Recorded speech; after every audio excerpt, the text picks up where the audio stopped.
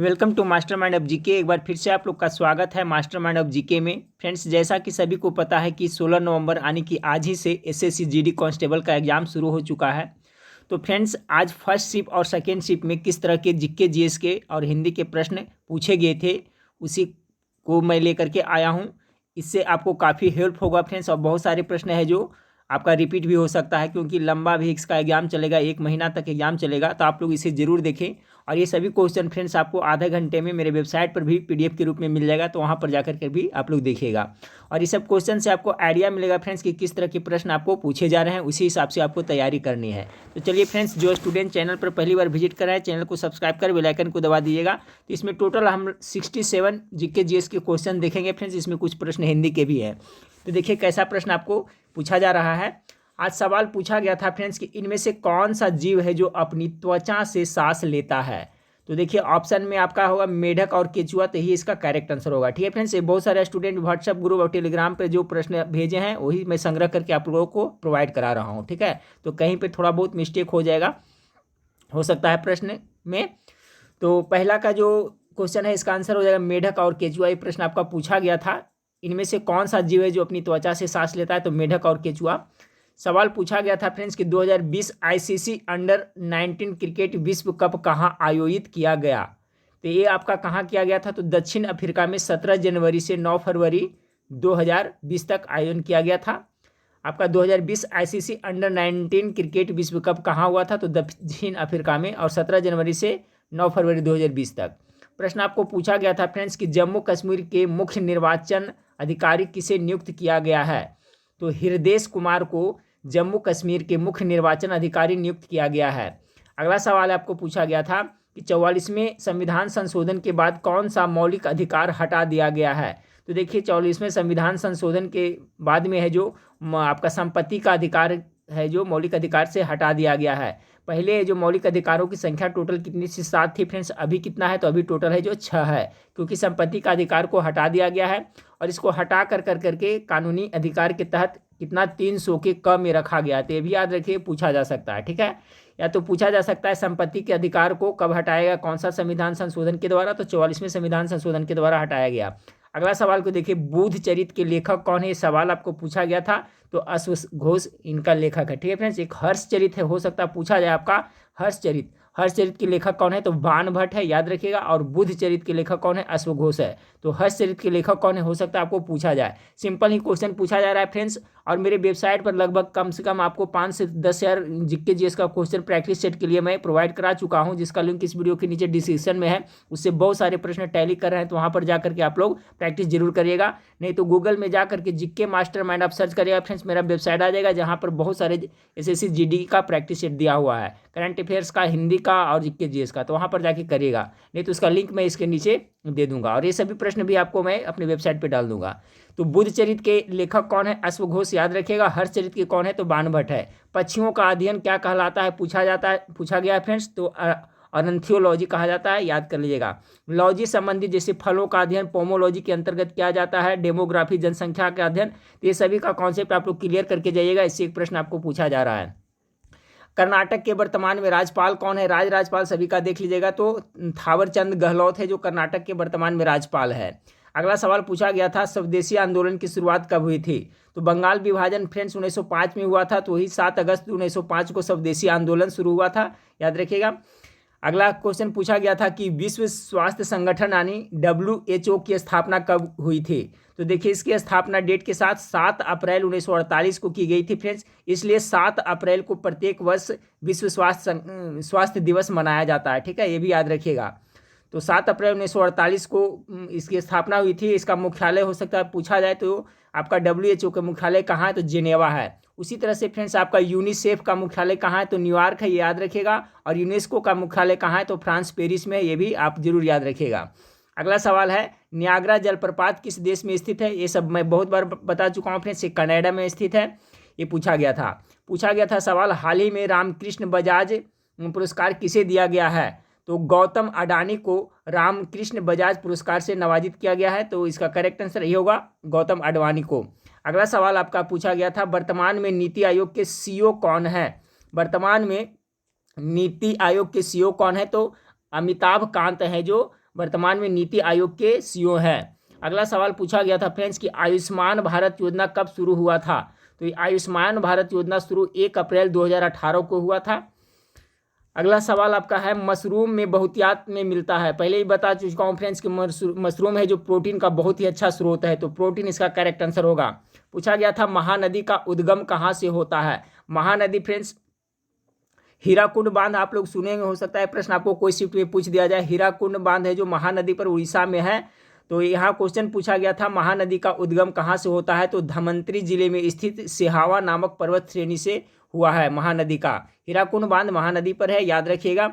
La Liga किस खेल से संबंधित है। देखिए खेल से संबंधित खिलाड़ी पूछा जा रहा है तो इसका देख लीजिएगा। तो ला लीगा है जो आपका फुटबॉल से संबंधित खिलाड़ी है। 17 नंबर सवाल में देखिए 2021 गणतंत्र दिवस परेड में सर्वश्रेष्ठ झांकी का अवार्ड किसने जीता था। ये भी देखिए पूछा गया था, ये मैं करंट अफेयर्स में मैं बता चुका हूँ। ये मेरा करंट अफेयर्स आप देखे होंगे वेबसाइट पर, तो क्वेश्चन में डाला था। तो ये उत्तर प्रदेश की झांकी, ठीक है, उत्तर प्रदेश की जाति ने जीता था। अगला है कि दादा साहब 51वां दादा साहब फाल्के पुरस्कार किसे मिला है। तो किसे दिया गया था, तो अभिनेता श्री रजनीकांत को मिला है। चैन की बंसी बजाना मुहावरे का अर्थ है। तो हिंदी से देखिए अब आपका पूछा गया था मुहावरा। तो चैन की बंसी यानी कि मजे में रहना, मौज करना या आराम करना होगा इसका करेक्ट आंसर। पानीपत का तृतीय युद्ध कब हुआ था। पानीपत के तीनों युद्ध का कॉन्सेप्ट आप लोग क्लियर कर लिएगा फ्रेंड्स। पानीपत का प्रथम युद्ध कब हुआ था, तो 1526 ईस्वी में बाबर और इब्राहिम लोदी के बीच में हुआ, ये भी पूछा गया था। तो पानीपत के तृतीय युद्ध है कब हुआ था, तो ये भी याद रखिए 14 जनवरी 1761 को हुआ था। तो तीनों का कॉन्सेप्ट आप लोग क्लियर रखिएगा। तो पानीपत का तृतीय युद्ध कब पूछ दिया गया है फ्रेंड्स, और प्रथम युद्ध भी पूछ दिया गया है। तो तृतीय युद्ध 14 जनवरी 1761 को हुआ था, और प्रथम युद्ध 1526 में बाबर और इब्राहिम लोदी के बीच में हुआ था। चलिए अगला क्वेश्चन पूछा गया था राजा टोडरमल किसके शासन काल में भू राजस्व सुधार के लिए उत्तरदायी थे। तो आपका अकबर के शासन काल में टोडरमल थे। करेक्ट आंसर अकबर के शासन काल होगा। पूछा गया था प्रश्न कि सरयू नदी की प्रमुख सहायक नदी कौन सी है। तो राप्ती नदी, ठीक है, राप्ती नदी है जो सरयू के सहायक नदी है। अगला सवाल है पूछा गया था कि 2020 में मालाबार नौसेना अभ्यास में किस देश ने भाग लिया था। तो 2020 में जो मालाबार नौसेना अभ्यास हुआ था उसमें आपका ऑस्ट्रेलिया ने भाग लिया था। अगला सवाल है भारतीय क्रिकेट किट पर 2020 से किसका लोगो है। तो भारतीय क्रिकेट किट पर 2020 से किसका लोगो है, तो आपका बैजूस का लोगो है। दीपिका कुमारी किस खेल से संबंधित है। देखिए खेल से और खिलाड़ी से संबंधित प्रश्न पूछा जा रहा है, तो याद रखिएगा, आप देख लीजिएगा। तो दीपिका कुमारी किस खेल से, तो ये तीरंदाजी से है, आपका संबंधित है। अगला सवाल पूछा गया था खाद्य संसाधन तथा संचय द्वारा कौन से पोषक तत्व अधिकांश रूप में प्रभावित होते हैं। तो खाद्य संसाधन तथा संचय द्वारा सबसे ज़्यादा प्रभावित होने तत्व विटामिन है। तो विटामिन इसका करेक्ट आंसर हो जाएगा। अगला क्वेश्चन पूछा गया था निम्नांकित में से कौन सा तत्व मानव जाति में प्राकृतिक रूप से नहीं पाया जाता है। तो मानव जाति में प्राकृतिक रूप से आपका शीशा है जो आपका नहीं पाया जाता है, ग्लास। अगला है भारत की सबसे ऊंची चोटी कौन है, पूछा गया था।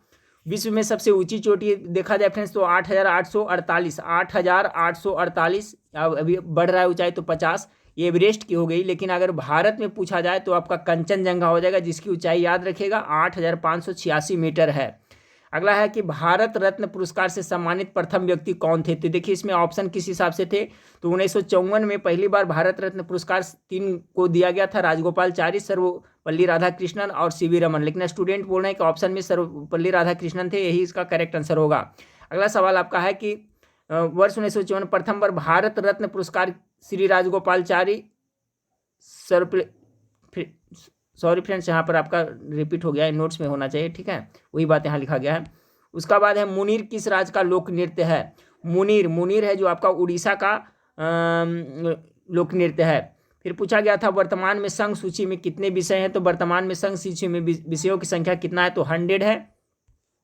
इससे देखिए आपको आइडिया मिल रहा है फ्रेंड्स कि किस टाइप का आपका जीके जीएस पूछा जा रहा है। उसी हिसाब से मेरे वेबसाइट पर सभी प्रैक्टिस ये सब प्रश्न आपको देखने को मिलेगा, वहां पर प्रैक्टिस कर लीजिएगा। इसरो की स्थापना कब हुई थी, देखिए पूछा गया था। तो 15 अगस्त 1969 ईस्वी को किया गया था। हो सकता है इसरो के वर्तमान में अध्यक्ष कौन है पूछ दिया जाए, तो डॉक्टर के सिवन है जो वर्तमान में इसरो के अध्यक्ष है। भारतीय अंतरिक्ष अनुसंधान संगठन अर्थात इसरो के वर्तमान अध्यक्ष कौन है? डॉक्टर के सिवन है। इसकी स्थापना कब हुई थी? तो 15 अगस्त 1969 को हुई थी। अगला सवाल आपका फ्रेंड्स, वियतनाम की मुद्रा पूछा गया था। तो वियतनाम की मुद्रा क्या है? तो वियतनामी डोंग है जो वहाँ का मुद्रा है। देखिए ईसीजी और ईईजी इसके बारे में बहुत बार मैं बताया हूँ। तो ईसीजी है जो आपका किससे संबंधित जाँच है? तो हृदय से संबंधित जाँच है। हो सकता है पूछा जाए ईईजी किसके से है संबंधित जांच है? तो ये मस्तिष्क से संबंधित जांच है। ठीक है, तो ईईजी किससे? मस्तिष्क से, ये भी याद रखेगा। टोक्यो पैरा ओलंपिक से देखिए क्वेश्चन आया है। टोक्यो पैरा ओलंपिक 2021 में भारत की रैंक क्या थी? तो इनका रैंक भारत का था टोटल 24वां रैंक पर था फ्रेंड्स। ठीक है, और इसमें 5 गोल्ड मेडल जीते थे। टोटल मेडल इसमें पूछा जा सकता है। टोक्यो पैरा ओलंपिक में भारत टोटल 19 मेडल जीते थे जिसमें 5 गोल्ड मेडल है। तो देखिए यहाँ पर ये पूछ दिया गया है कि टोक्यो पैरा ओलंपिक में 2021 में भारत का रैंक क्या है? तो 24वां रैंक था। टोटल कितने जीते थे? तो आपका टोटल मेडल 19 जीते थे जिसमें 5 गोल्ड मेडल है। वर्तमान में भारत के मुख्य न्यायाधीश कौन है? चीफ जस्टिस कौन है फ्रेंड्स? देखिए पूछा गया था। तो न्यायमूर्ति CNV रमन है जो आपका चीफ जस्टिस यानी मुख्य न्यायाधीश हैं। नाबार्ड के बारे में देखिए बताया हूँ बहुत बार फ्रेंड्स। नाबार्ड की स्थापना पूछ दिया गया है कि 12 जुलाई 1982 में नाबार्ड की स्थापना हुई थी। बंधन एक्सप्रेस देखिए मैं बताया हुआ क्वेश्चन है करंट अफेयर्स में फ्रेंड्स। बंधन एक्सप्रेस किन दो देशों के बीच चलती है? तो ये भारत और बांग्लादेश के बीच में बंधन एक्सप्रेस चलती है। हिंदी से देखिए प्रश्न था, हिंदी में कुल वर्णों की संख्या वर्ण कितने होते हैं? तो टोटल 52 वर्ण होते हैं। अगला है मसालों का बगीचा किसे कहा जाता है? केरल को कहा जाता है। एक प्रश्न आया था। संविधान का अनुच्छेद 66 किसे संविधान? आर्टिकल कंप्लीट कर लिया फ्रेंड्स। जो मुख्य आर्टिकल है उसको देख लीजिएगा। राष्ट्रपति पे महाभियोग लगाने का, ठीक है, और आपका राष्ट्रपति शासन लागू करने का, ये सभी देख लीजिएगा। क्वेश्चन पूछा गया था संविधान का अनुच्छेद 66 किससे संबंधित है? तो उपराष्ट्रपति के निर्वाचन से संबंधित है। पूछा गया था मूलग मेडल किसे प्रदान किया गया है? देखिए मूलग मेडल आज के फ्रेंड्स, जब ऑस्ट्रेलिया में क्रिकेट हो रहा था, मैच हो रहा था, उसमें अजिंक्य रहाणे ने बहुत ही अच्छा परफॉर्मेंस किए थे। उनको मैन ऑफ द मैच घोषित किया गया था। उन्हीं को है जो मूलग मेडल आपका अवार्ड दिया गया था। तो मूलग मेडल किसे प्रदान किया था? अजिंक्य रहाणे को मूलग मेडल अवार्ड दिया गया। अगला सवाल है कांग्रेस के प्रथम अध्यक्ष कौन थे? देखिए कांग्रेस का कॉन्सेप्ट क्लियर रखिएगा। कांग्रेस की स्थापना कब हुआ था, ये सब कॉन्सेप्ट क्लियर रखिएगा। कांग्रेस के जो प्रथम अध्यक्ष थे WC बनर्जी थे। ठीक है, और कांग्रेस के संस्थापक कौन थे? तो A.O. ह्यूम है जो कांग्रेस के संस्थापक थे, याद रखिएगा। इसके प्रथम अध्यक्ष WC बनर्जी थे। इसके प्रथम अधिवेशन भी हुआ था जो फ्रेंड्स आपका मुंबई में हुआ था, और कांग्रेस की स्थापना 1885 ईस्वी में हुआ था। हो सकता है पूछा जाए फ्रेंड्स कि भारतीय राष्ट्रीय कांग्रेस के प्रथम मुस्लिम अध्यक्ष कौन थे? तो बदरुद्दीन तैयबी थे। हो सकता है पूछा जाए, याद रखिएगा। और हो सकता है पूछ दिया जाए फ्रेंड्स कि महात्मा गांधी भारतीय राष्ट्रीय कांग्रेस के कब अध्यक्ष एक बार बने थे? तो 1924 ईस्वी में बेलगाम में वो अधिवेशन की अध्यक्षता की थी मात्र एक बार, तो वो भी याद रखिएगा। तो भारतीय राष्ट्रीय कांग्रेस के प्रथम मुस्लिम अध्यक्ष याद रखिए। हो सकता है पूछ दिया जाए। यहाँ पूछा गया था क्या कि कांग्रेस के प्रथम अध्यक्ष कौन थे? तो WC बनर्जी हो गए फ्रेंड्स। इसके संस्थापक कौन है? तो A.O. ह्यूम है, याद रखिएगा। कांग्रेस की स्थापना कब हुई थी? 1885 ईस्वी में। इसका प्रथम अधिवेशन कहाँ हुआ था? मुंबई में हुआ था। और कांग्रेस के प्रथम मुस्लिम अध्यक्ष कौन थे? बदरुद्दीन तैयबी थे। कांग्रेस के प्रथम जो अंग्रेजी अध्यक्ष थे जॉर्ज जूले थे, याद रखिएगा। ठीक है, अगर पूछा जाए भारतीय राष्ट्रीय कांग्रेस के प्रथम महिला अध्यक्ष कौन थे? तो आपका महिला अध्यक्ष रहेगा फ्रेंड्स तो एनी बेसेंट हो जाएगा। लेकिन प्रथम भारतीय महिला अध्यक्ष कौन बने थे? तो सरोजिनी नायडू बने थे। तो ये हो सकता है पक्का प्रश्न पूछा जाए कि भारतीय राष्ट्रीय कांग्रेस के प्रथम आपका महिला अध्यक्ष कौन थे? तो एनी बेसेंट थे, याद रखिएगा। अगला सवाल है फ्रेंड्स आपका, ये हो गया फ्रेंड्स। देखिए यहाँ पर थोड़ा टाइपिंग में जल्दी मिस्टेक हुआ है। यहाँ पर क्वेश्चन होना चाहिए। ठीक है, यहाँ पर अगला क्वेश्चन 45 नंबर क्वेश्चन होगा। ये आपका 44 हो गया। भारतीय यहाँ पर नोट होना चाहिए बदरुद्दीन तैयबी। ठीक है, यहाँ पर भारतीय संघ की राजभाषा हिंदी किस अनुच्छेद से संबंधित है? तो देखिए 343 अनुच्छेद है जो आपका राजभाषा संबंधित है। ये सवाल आपका पूछा गया था। करेक्ट आंसर 343 हो जाएगा। सेल्फी विद मंदिर किस राज्य में है? तो सेल्फी विद टेम्पल जो आपका उत्तराखंड में है। सेल्फी विद टेम्पल या मंदिर कहाँ है? तो उत्तराखंड में पड़ता है। देखिए इस टाइप का सवाल पूछा गया है। वर्तमान में भारत के स्वास्थ्य मंत्री कौन है? करंट अफेयर से तो मनसुख मंडपविया है जो आपका स्वास्थ्य मंत्री है। अगला पूछा गया था सिग्मा उत्सव कहाँ मनाया जाता है? तो ये सिग्मा उत्सव है जो गोवा राज्य में मनाया जाता है। 48 नंबर सवाल, नीरज चोपड़ा किस खेल से संबंधित है? तो ये आपका जेवलिन थ्रो से संबंधित है। देखिए फ्रेंड्स मैं बार बार कह रहा हूँ कि जो खेल और खिलाड़ी किस खेल से संबंधित है उसको जरूर याद कर लीजिएगा, उससे प्रश्न पूछा जा रहा है। तो नीरज चोपड़ा किस खेल से संबंधित है, पूछा गया था जेवलिन थ्रो से है। पानीपत का पहला युद्ध कब और किन के बीच हुआ था, तो देखिए ये भी क्वेश्चन आ गया। अभी तो तीसरे युद्ध के बारे में देखिए 1761 ईस्वी में, और प्रथम युद्ध भी पूछा गया था तो 1526 ईस्वी में बाबर और इब्राहिम लोदी के बीच में हुआ था। ठीक है, इसमें बाबर की जीत हुई थी। अगला है कि इगास त्योहार किस राज्य में मनाया जाता है। इगास त्योहार है जो आपका उत्तराखंड में मनाया जाता है। होंठ का पर्यायवाची शब्द पूछा गया था तो इसका मतलब अधर, मतलब आधार नहीं अधर होता है, अधर कहिए या तो ओष्ठ कहिए, तो ऑप्शन के हिसाब से देखिएगा फिर से पूछा गया था। कौटिल्य का विलोम शब्द यानी उल्टा शब्द पूछा गया था तो कौटिल्य का होता है आर्जव होता है। ठीक है, ऑप्शन के हिसाब से फ्रेंड्स तो ये पूछा गया था, इस टाइप से पूछा जा रहा है। प्रवासी भारतीय दिवस कब मनाया जाता है, बहुत बार पढ़ाया हूँ फ्रेंड्स, 9 जनवरी को मनाया जाता है।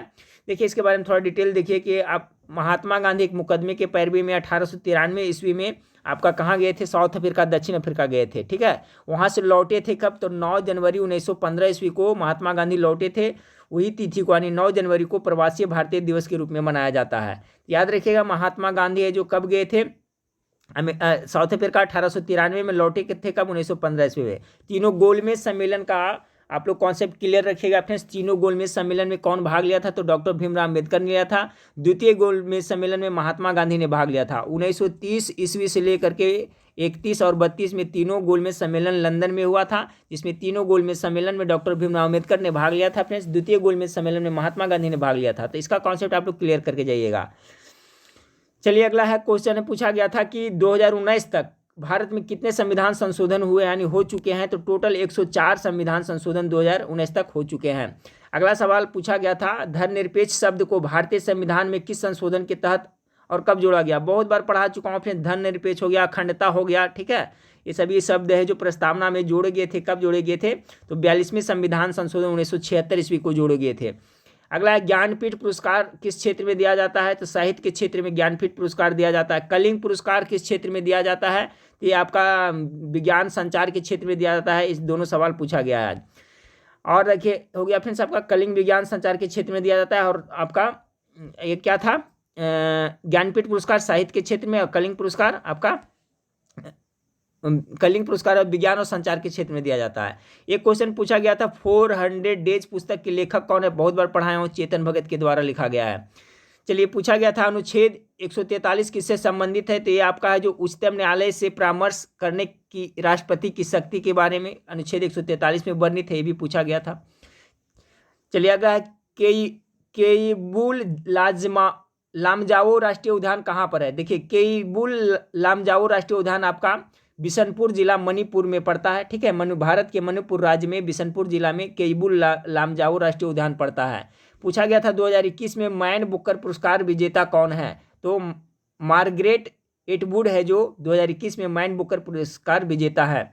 61 का हो गया। तो करंट अफेयर से भी कुछ प्रश्न पूछा जा रहा है फ्रेंड्स। निर्मल का विलोम शब्द पूछा गया था, निर्मल का विलोम शब्द हो जाएगा, क्या हो जाएगा, मलिन हो जाएगा। ठीक है, अगला शब्द है चंद्रमा का पर्यायवाची शब्द पूछा गया, तो चंद्रमा का हिमांशु पर्यायवाची शब्द। प्रोटीन क्या है, तो ऑप्शन के हिसाब से करेक्ट आंसर होगा फ्रेंड्स आपका पॉलीपेप्टाइड से है प्रोटीन, ये पढ़ा चुका हूँ बायोलॉजी में। प्रोटीन क्या है, तो पॉलीपेप्टाइड्स हो जाएगा।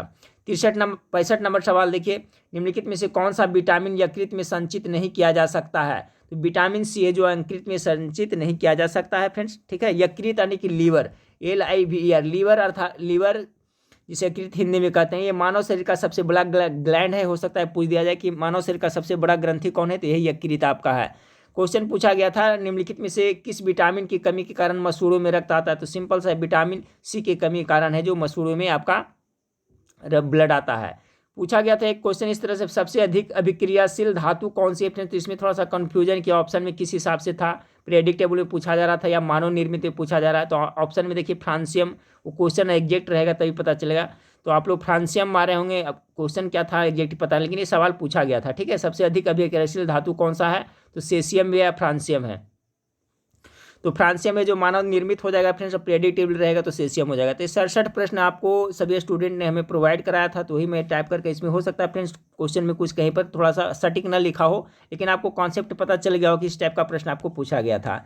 और मेरे वेबसाइट पर फ्रेंड्स देखिए, आप प्रैक्टिस सेट अभी करके जाएँ, जीके मास्टरमाइंड पर आप लोग विजिट करें, गूगल में सर्च करें, वहाँ पर जो प्रैक्टिस सेट दिया हुआ है और एक क्वेश्चन का लेवल देखिए, आपका हूबहू आपका इसी पैटर्न का वहाँ पर क्वेश्चन मिल जाएगा। और ये सब प्रश्न भी मैं थोड़ी देर में अपनी वेबसाइट पर डाल देता हूँ, तो वहाँ पर जाकर आप लोग प्रैक्टिस जरूर करिएगा। चैनल पर पहली बार विजिट करें तो चैनल को सब्सक्राइब कर बेल आइकन को जरूर दबा दीजिएगा। चलिए नेक्स्ट वीडियो में फिर मिलते हैं। देखने के लिए थैंक यू, धन्यवाद।